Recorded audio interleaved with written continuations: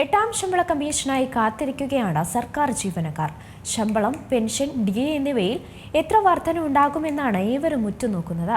ഇപ്പോഴിതാ ഒന്നാം ശമ്പള കമ്മീഷൻ മുതൽ ഇതുവരെ ലഭിച്ചിട്ടുള്ള ശമ്പള വർധനവ് കണക്കുകൂട്ടുകയാണ് ജീവനക്കാർ. കേന്ദ്ര സർക്കാർ ജീവനക്കാരുടെ ശമ്പള ഘടന, പെൻഷനുകൾ, അലവൻസുകൾ എന്നിവ അവലോകനം ചെയ്യുന്നതിനും പുതുക്കുന്നതിനും സർക്കാർ നിയമിക്കുന്ന സ്ഥാപനങ്ങളാണ് ശമ്പള കമ്മീഷനുകൾ. അവരുടെ ശുപാർശകളുടെ അടിസ്ഥാനത്തിൽ ശമ്പള വർധനവിനും ജീവനക്കാരുടെ ആനുകൂല്യങ്ങളിൽ ക്രമീകരണത്തിനും കാരണമായേക്കാവുന്ന മാറ്റങ്ങൾ സർക്കാർ നടപ്പിലാക്കുന്നുണ്ട്.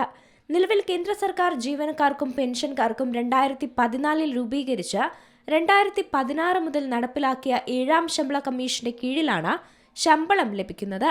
കേന്ദ്ര സർക്കാർ ജീവനക്കാരുടെ ഏറ്റവും കുറഞ്ഞ അടിസ്ഥാന ശമ്പളം 18,000 രൂപയാണ്, പെൻഷൻ 9,000 രൂപയും. എന്നാൽ മുൻകാലത്തെ കമ്മീഷനുകൾ നടപ്പിലാക്കിയ ശമ്പള വർധനവാണ് ഇവരും ഉറ്റുനോക്കുന്നതും.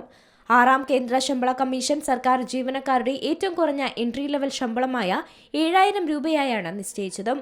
പരമാവധി അടിസ്ഥാന ശമ്പളം 80,000 രൂപയെ പരിമിതപ്പെടുത്തുകയും ചെയ്തിട്ടുണ്ട്. അതിനും മുൻകാലം നോക്കുകയാണെങ്കിൽ അഞ്ചാം ശമ്പള കമ്മീഷൻ സർക്കാർ ജീവനക്കാർക്ക് ഏറ്റവും കുറഞ്ഞ എൻട്രി ലെവൽ ശമ്പളം 2,550 രൂപയായാണ് നിശ്ചയിച്ചത്. പരമാവധി അടിസ്ഥാന ശമ്പളം 26,000 രൂപയായി നിലനിർത്തുകയും ചെയ്തു. അതിനു മുമ്പാണെങ്കിൽ നാലാം ശമ്പള കമ്മീഷൻ പ്രകാരം സർക്കാർ ജീവനക്കാരുടെ ഏറ്റവും കുറഞ്ഞ എൻട്രി ലെവൽ ശമ്പളം 750 രൂപയായിരുന്നു. പരമാവധി അടിസ്ഥാന ശമ്പളം 8,000 രൂപയായി നിശ്ചയിക്കുകയും ചെയ്തു. അതിനു മുമ്പ് മൂന്നാം ശമ്പള കമ്മീഷൻ പ്രകാരം സർക്കാർ ജീവനക്കാരുടെ ഏറ്റവും കുറഞ്ഞ എൻട്രി ലെവൽ ശമ്പളം 196 രൂപയായിരുന്നു. പരമാവധി അടിസ്ഥാന ശമ്പളം 3,500 രൂപയ്ക്കും. രണ്ടാം ശമ്പള കമ്മീഷന് കീഴിൽ സർക്കാർ ജീവനക്കാരുടെ ഏറ്റവും കുറഞ്ഞ എൻട്രി ലെവൽ ശമ്പളം 80 രൂപയായിരുന്നു. പരമാവധി അടിസ്ഥാന ശമ്പളം 3,000 രൂപയും.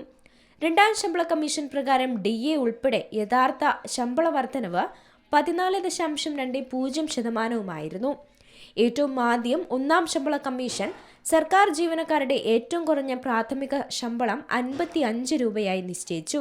അതേസമയം പരമാവധി അടിസ്ഥാന ശമ്പളം 2,000 രൂപയായിരുന്നു.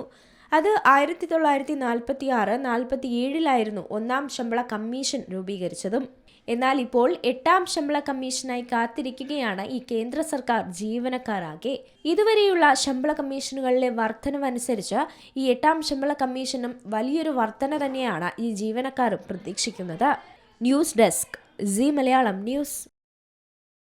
ഏറ്റവും പുതിയ വാർത്തകളും വിശേഷങ്ങളും വിരൽ തുമ്പിലറിയാൻ സീ മലയാളം ന്യൂസ് എല്ലാ ഡിജിറ്റൽ പ്ലാറ്റ്ഫോമുകളിലും ലഭ്യം.